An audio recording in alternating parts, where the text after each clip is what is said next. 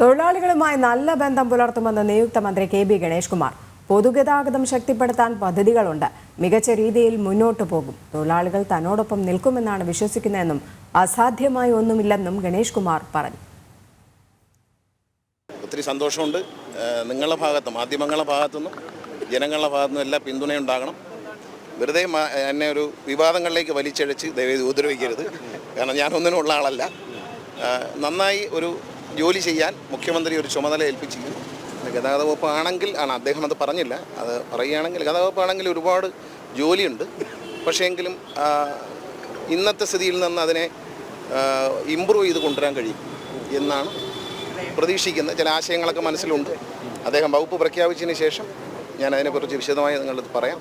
പിന്നെ പഠിക്കേണ്ടതുണ്ട്. ഇപ്പോഴത്തെ ഒരു സ്ഥിതിയെക്കുറിച്ച് പഠിക്കേണ്ടതുണ്ട്. മുമ്പ് നമ്മൾ ചെയ്തിട്ടുണ്ട്, പക്ഷേ അതിനേക്കാളൊക്കെ ഒരു മോശം സ്ഥിതിയിലാണ്. പിന്നെ തൊഴിലാളികളുടെ ഒരു സഹകരണം ആവശ്യമുണ്ട്. മനസ്സിൽ നല്ല പ്ലാനുകളുണ്ട്. പുതിയ ആധുനിക യുഗത്തിന് പറ്റിയ പ്ലാനുകളുണ്ട്.